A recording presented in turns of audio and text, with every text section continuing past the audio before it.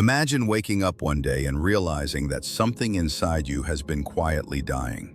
Not a sudden rupture, not a wound you could point to, but a thinning, an imperceptible erosion of the self. The strange part is that this erosion doesn't leave you in visible ruins. It leaves you polished, productive, efficient, acceptable.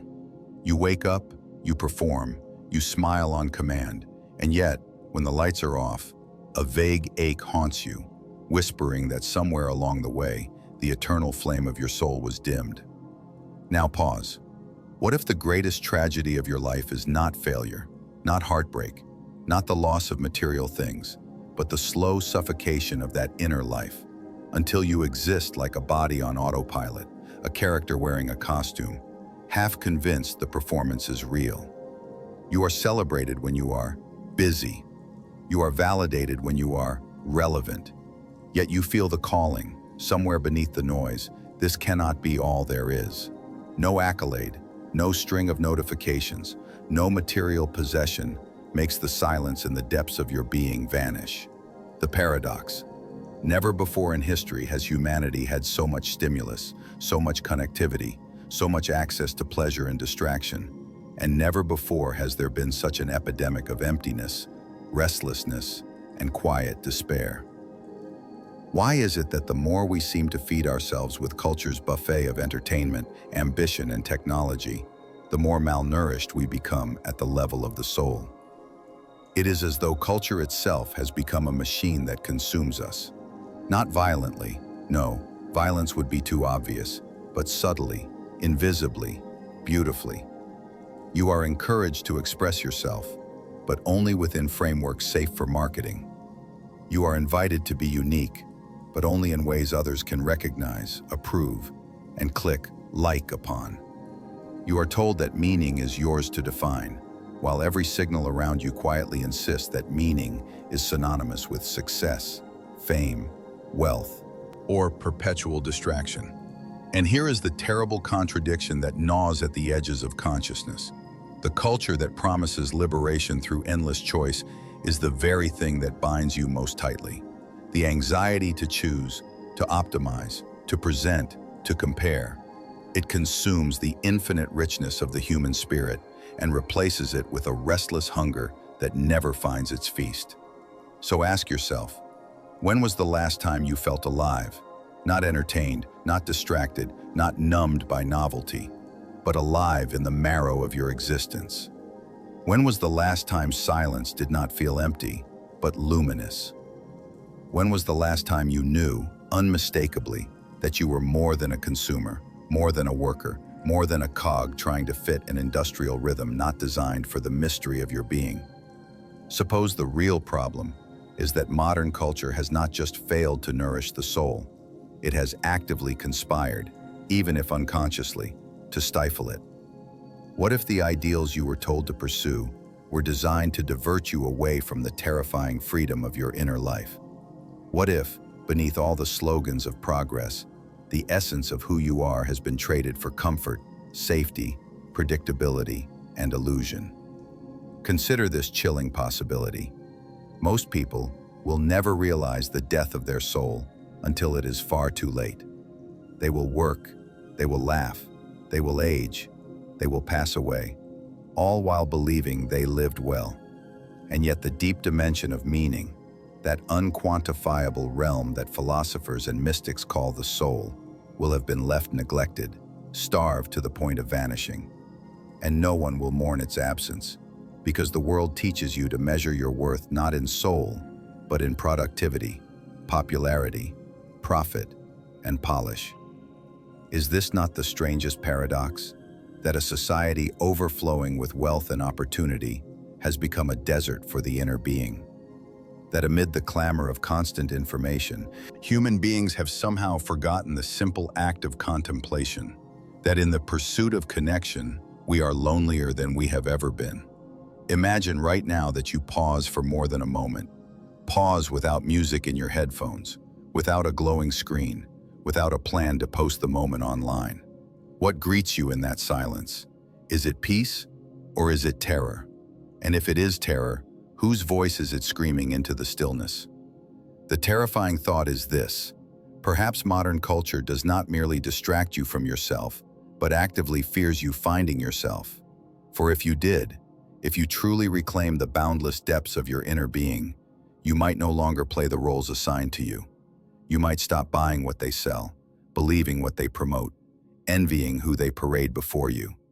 You might stop spinning in the gears of an economy of despair. And that, in many ways, would make you dangerous. The great question that underlies all of this, then, presses upon you. What if your soul is the most endangered species of the modern world? If that possibility unsettles you, good, it should.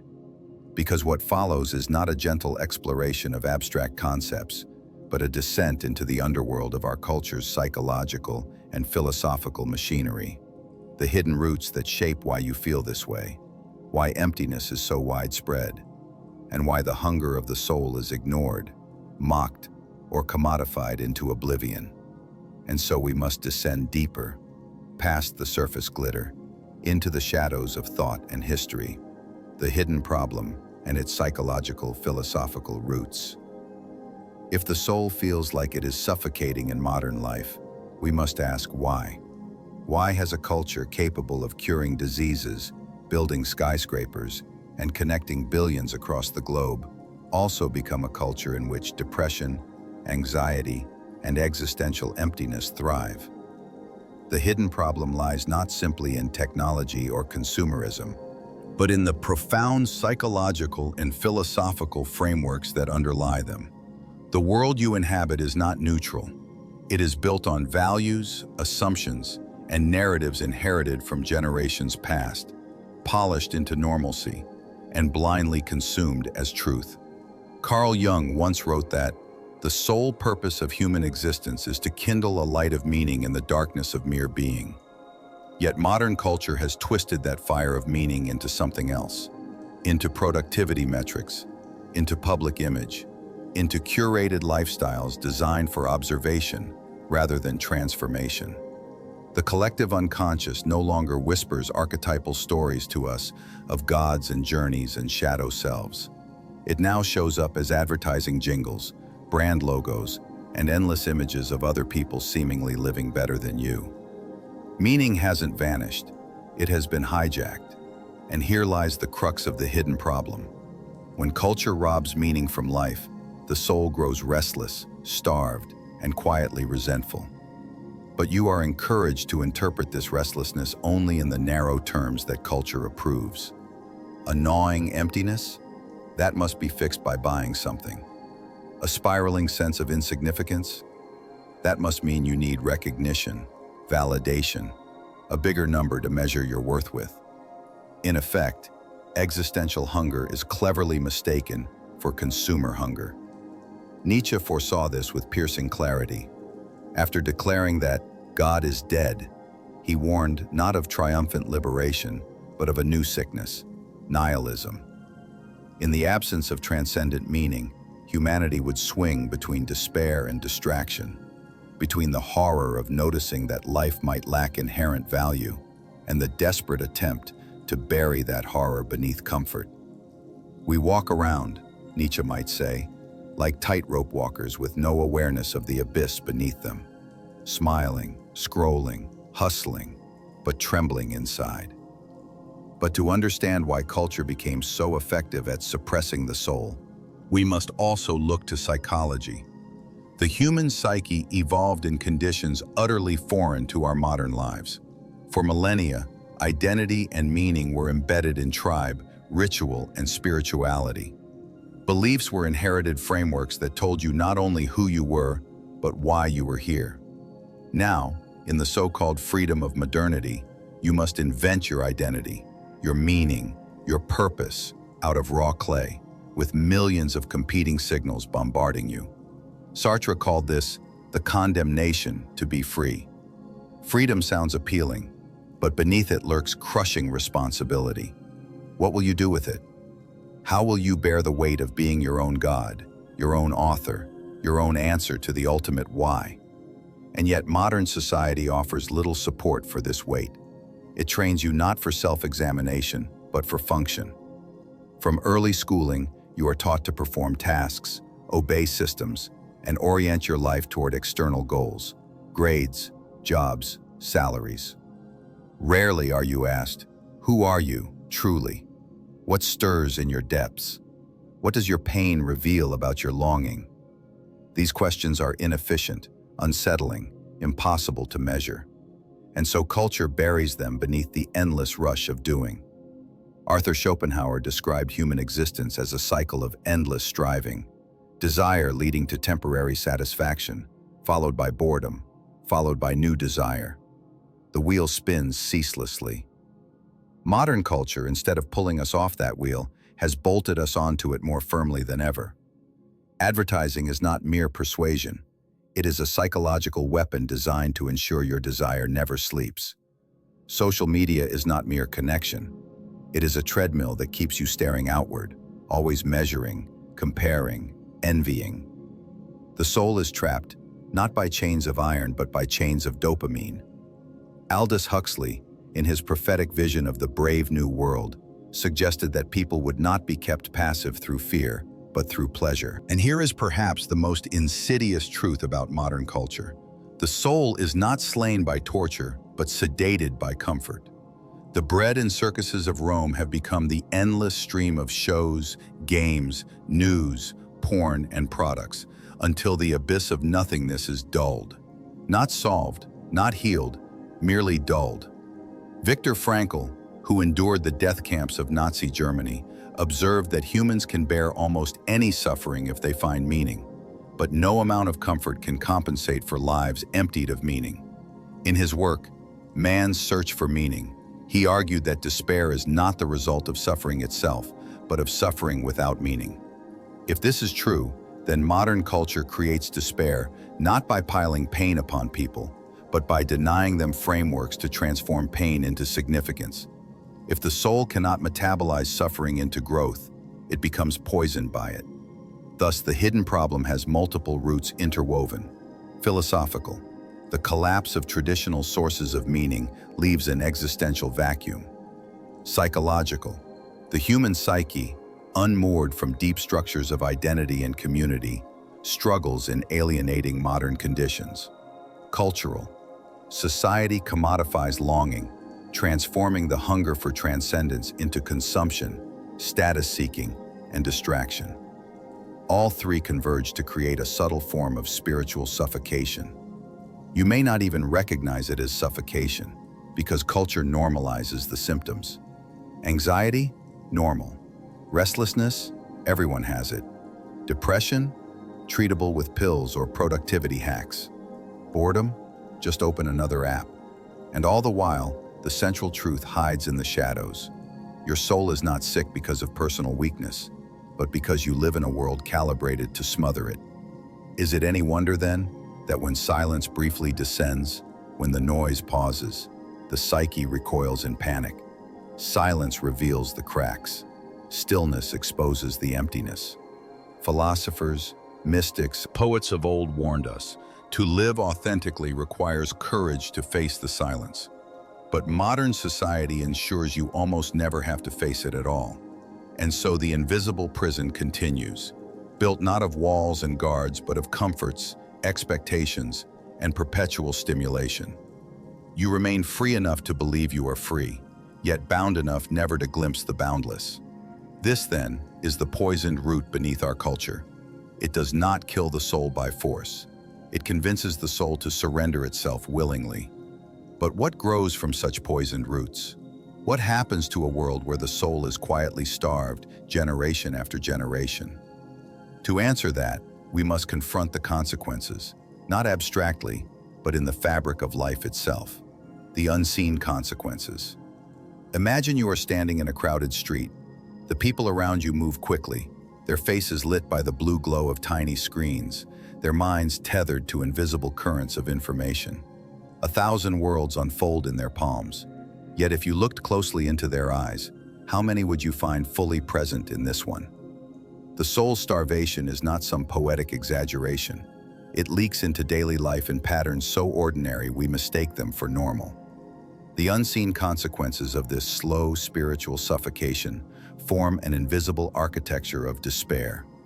They manifest in individuals as subtle sicknesses of the psyche, in relationships as shallow connections, and in societies as the disintegration of meaning. Like carbon monoxide filling a room, the toxin is odorless, tasteless, and rarely detected until collapse is imminent. The personal consequence, the hollowing of the self. Cognitive psychologists have long studied the effects of overstimulation and fragmented attention.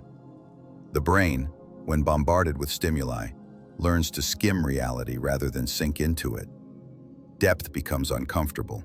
Slowness feels wrong. People lose the capacity for focus, which once served as the gateway to contemplation and insight. But the deeper consequence goes beyond distraction. It is identity hollowing.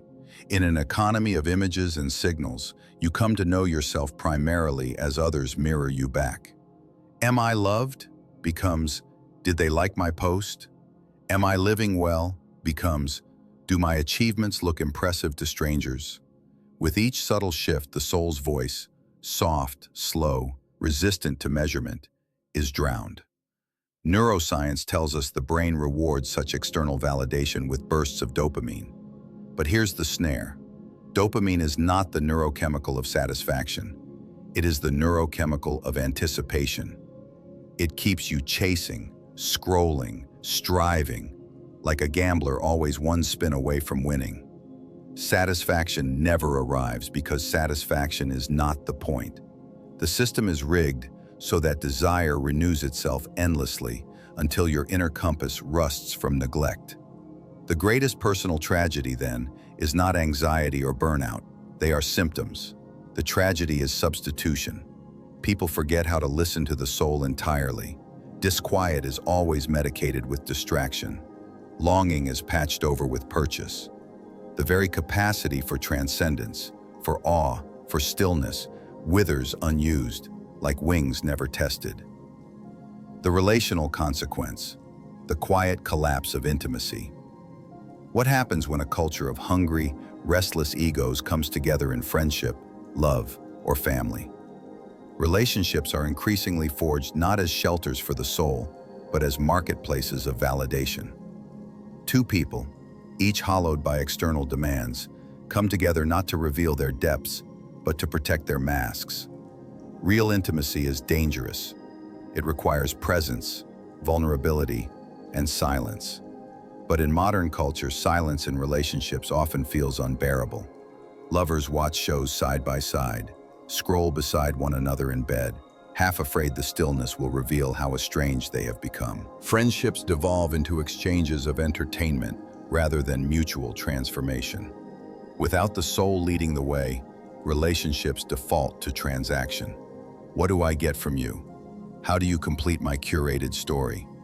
When you fail to fulfill the role, frustration sets in. Divorce rates climb, friendships fracture, loneliness surges. Ironically, in the very same era when connection is celebrated as easier than ever. The unseen consequence here is that relationships no longer serve as mirrors to the soul, but as mirrors to the ego. And when egos collide, what hope does deep love have? The social consequence, collective nihilism. Expand the lens further. A society composed of starved souls produces not only fragile individuals, but fragile cultures.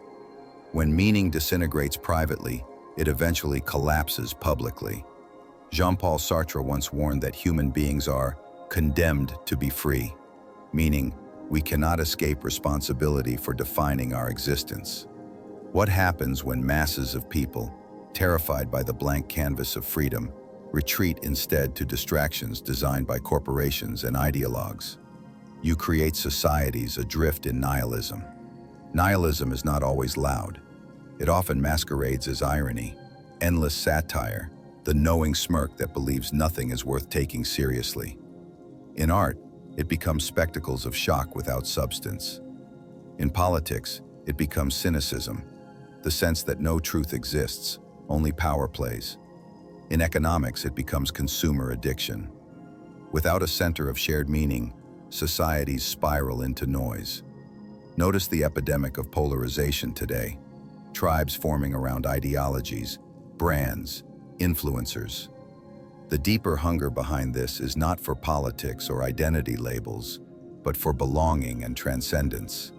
Yet because the soul is ignored, people grasp at substitutes, movements, conspiracies, cult-like fandoms. These offer fleeting cohesion, but collapse because they are anchored not in the eternal depths of being, but in ephemeral tribal symbols. The existential consequence, the loss of wonder. Perhaps the most devastating unseen consequence is the quiet death of wonder. Children know wonder instinctively. The world is alive, mysterious, radiant. But by adulthood, many view life through a haze of jaded irony and utilitarianism. A sunset becomes good for a photo. A book becomes a status marker. Nature becomes real estate. Albert Einstein once said that, "He who can no longer pause to wonder and stand wrapped in awe is as good as dead." The death of wonder is the death of aliveness. What remains is survival, dressed up in entertainment. We laugh, we chase, we fill the hours, yet the transcendent shimmer that once accompanied existence is gone. And perhaps you felt it, that nagging suspicion that life is passing in front of you like a film you half-watched while checking your phone. You were there, yes, but not there. The soul's betrayal is not that you will die, but that you might never live, never taste the depths for which you were born. The dangerous momentum. The terrifying part of these consequences is their momentum. A starved soul does not simply remain neutral. It metastasizes into despair, cynicism, or rage. Collectively, this weakens societies from within. Economies depend on infinite growth, which depends on infinite consumption, which depends on infinite dissatisfaction. And so, every individual soul that awakens threatens the system at large. That is why silence, stillness, and authenticity are dangerous acts. They reveal the lie. They expose the machinery, not as destiny but as design. And once seen, it cannot be unseen. The harvest of this cultural model, if unchecked, is not merely personal unhappiness. It is civilizational fragility. Cultures that forget the soul collapse, not by conquest, but by rot. Rome didn't fall overnight. It hollowed from within. Bread and circuses dulled the spirit until there was no strength left to resist decay. Is our modern world so different? Only the circuses have gone digital. The edge of recognition, the unseen consequences, once glimpsed, cannot be hidden again. And this realization is both terrifying and empowering. Terrifying because you see the cage not as accidental, but deliberate, woven into every layer of life. Empowering because once you see the cage, you realize escape is not only possible, but necessary. The silence you once feared may become the very portal to liberation. But to walk through it requires rebellion, not in the form of rage against systems, but in the radical intimacy of returning to your soul. We now turn toward that rebellion, toward the possibility of breaking free from the beautiful prison. But beware, to rebel against the death of the soul is to make yourself a stranger to the world as you know it, and perhaps that estrangement is exactly what is required. The rebellion, how to break free. Picture yourself standing at the edge of a mirror that reflects not your body, but the hidden architecture of your mind. You see, for the first time, how your days have been stitched together by routines you never chose, how your desires have been subtly planted in you, how your very sense of self bends toward what the culture rewards. Terrifying, isn't it? But there is something even more terrifying, the realization that you could walk away, that you could choose differently. Rebellion does not begin with banners and fire. It begins with silence. The world trains you to avoid silence because silence reveals the truth. And the moment you dare to face silence without running, without soothing, without numbing, you will hear the faint, stubborn voice of your soul. That voice is the revolution's spark. Step 1, expose the lie. The first act of rebellion is not doing anything. It is seeing. Simple, but searing. You need to notice when your longings are commodified and sold back to you. Do you want beauty? The market offers products, but never the feeling. Do you want a connection? Platforms simulate it but never give intimacy.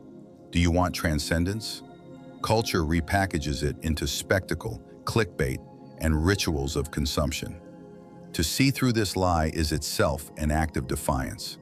Once the veil slips, nothing sparkles the same way. Advertising becomes pathetic rather than tempting. Envy becomes absurd rather than inevitable. Achievement for applause begins to look like a child chasing shadows. Awareness breaks the spell, and in breaking it, you begin to taste freedom. Nietzsche insisted that rebellion is not just saying no to old idols, but also daring to say yes. Yes to life, to suffering, to the terrifying fullness of being alive. This is the second step. Once you've seen through the false stories, you must write your own.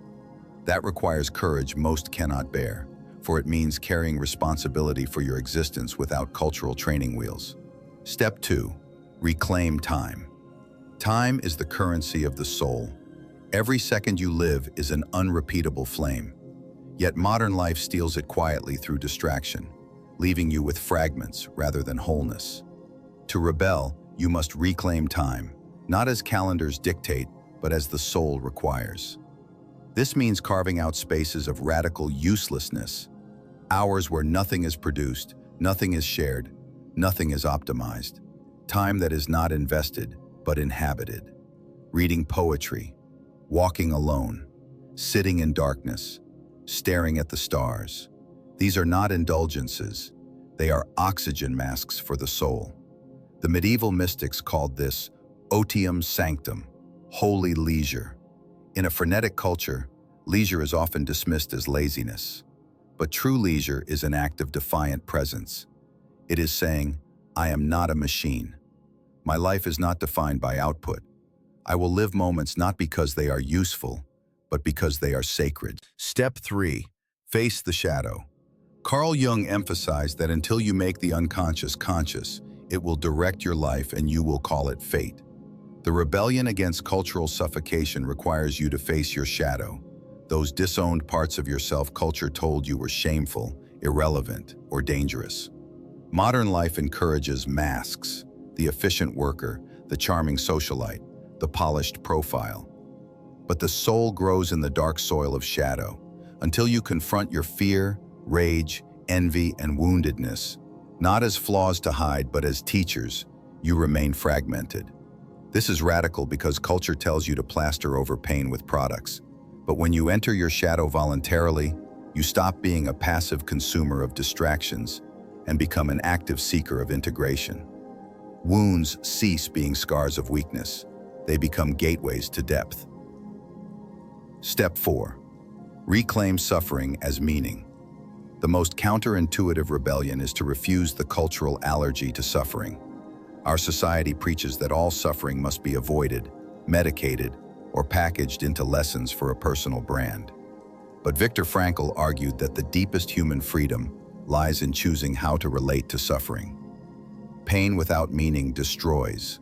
Pain with meaning transforms.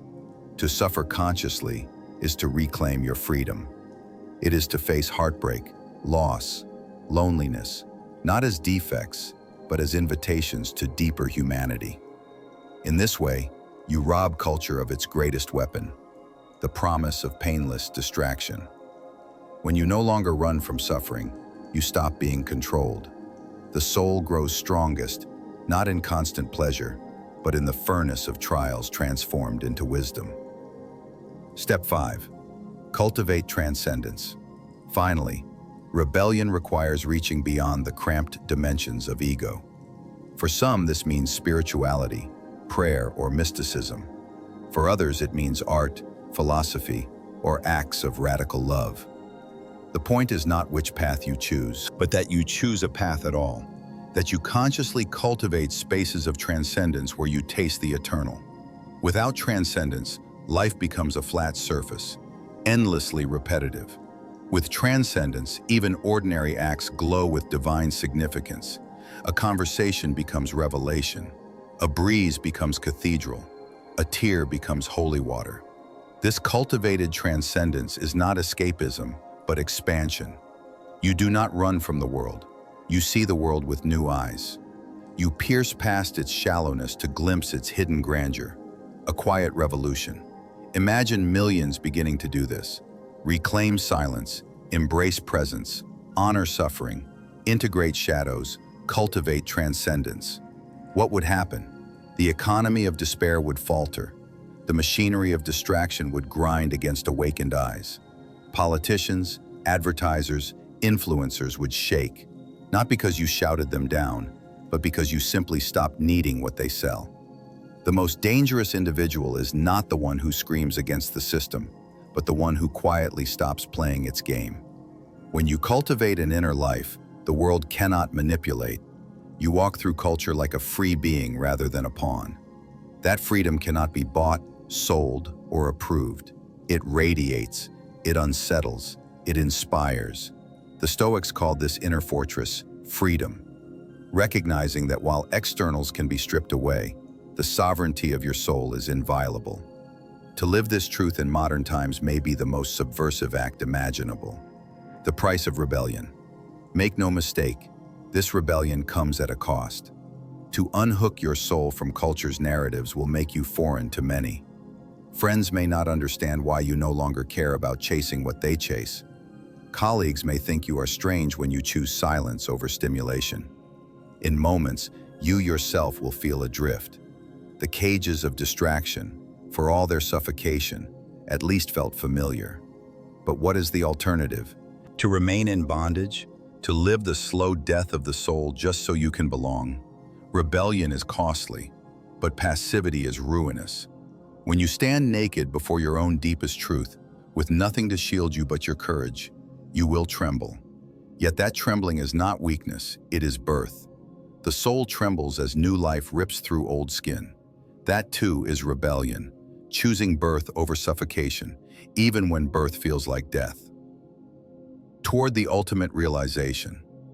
Every rebellion moves toward revelation, and the revelation here is not simply that you are trapped, nor that escape is possible, but that what you thought was your prison has always been your teacher.